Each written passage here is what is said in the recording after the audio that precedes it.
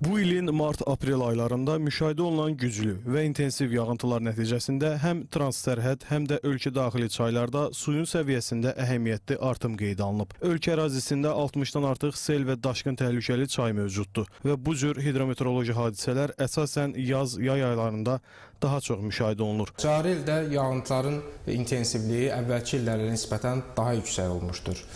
Belə ki, əvvəlki illərdə yağıntıların miqdarının az olması eyni zamanda su ehtiyatlarının azalmasına da səbəb olurdu. Lakin iqlim dəyişikliyi ilə əlaqədar olaraq son illər yağıntıların artması su ehtiyatlarının da nəticədə artımına səbəb olmuşdur. Belə ki, intensiv yağan yağışlar nəticəsində torpağın suyu mənimsəməsinə imkan vermədən səth suları artır və nəticədə bəzi hallarda sel və daşqın suların təhlükəsinə də nəticədə gətirib çıxardır. Bu isə bəzi ərazilərdə infrastruktur obyektlərinə ziyan vurmaqla yanaşı, əkin sahələri üçün də müəyyən risklər yaradır. Azərbaycan Dövlət Su Ehtiyatları Agentliyi mövcud vəziyyəti nəzərə alaraq sel və daşqınlara qarşı qabaqlayıcı və operativ tədbirlər həyata keçirir. Bu tədbirlər çərçivəsində çay məcrasının nizamlanması, məcranın tənzimlənməsi, sahil bərkitmə işləri və eyni zamanda riskli ərazilərdə monitorinq tədbirlərin gücləndirilməsi bu tədbirlərə daxildir.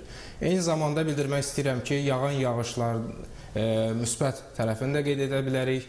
Belə ki, yağan yağışlar və görülmüş tədbirlər hesabına Respublikanın əsas su anbarlarında su ehtiyatlarımız əhəmiyyətli dərəcədə artmışdır.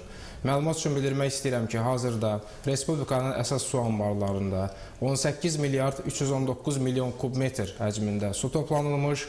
Bu da ötən ilin müvafiq dövrü ilə müqayisədə 302 milyon kub metr çoxdur. Su ehtiyatlarının artımı kənd təsərrüfatı üçün mühüm əhəmiyyət kəsb edir.